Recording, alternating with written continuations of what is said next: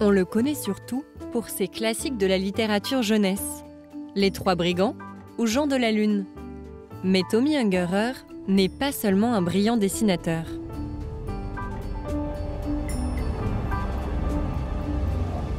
Depuis les années 50, l'artiste français réalisait ses collages faits de papier découpé.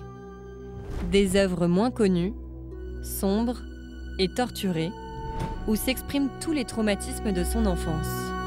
Pour Tommy, il disait toujours qu'il y avait 2 grands événements dans son enfance qui l'a vraiment marqué pour toute sa vie. D'abord, il y avait le décès de son père quand il avait 3 ans et demi, je pense 4 ans. En tout cas, il était très très jeune. Et après, il y avait la Deuxième Guerre mondiale.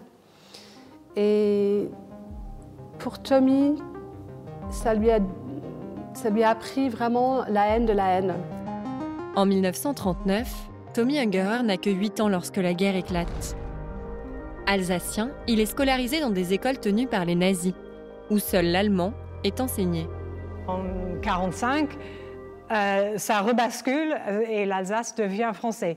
Mais cette fois-ci, il n'a pas le droit de parler ni allemand ni alsacien.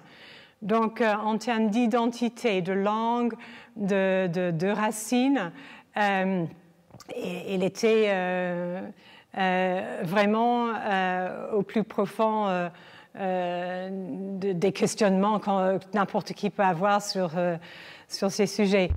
Rien n'est plus pareil pour Tommy Ungerer. Désormais, il voue une haine indéfectible pour les dictatures. Des années plus tard, ses collages à l'ironie féroce moquent le culte du chef que l'on retrouve dans les régimes fascistes. Les 2 œuvres, pour moi, ça parle de dictature, de chefs auxquels on voue une admiration et une fidélité sans branle et sans réfléchir. Donc pour moi, c'est également lié à l'époque de Hitler, Mussolini. Ses œuvres témoignent des visions inquiétantes de l'artiste, comme ses peluches affublées d'yeux flippants, ou cet étrange couple aux yeux multipliés et déformés. C'est quand même quelqu'un qui a eu des cauchemars, mais chaque nuit. Et chaque matin, on se levait, il a commencé la journée par raconter les cauchemars qu'il a eus. Mais dans beaucoup de ces cauchemars, il y avait des gens, des armées ou des soldats qui venaient lui prendre. Et il y avait aussi beaucoup de cauchemars où le lieu était dans les stations de train, les gares. Dans son travail, Tommy Ungerer multiplie les trains et les gares, vides et angoissantes. Je trouvais aussi que c'était des endroits très tristes pour lui. Il pensait souvent à la fait que pendant la gare, ça signifie autre chose.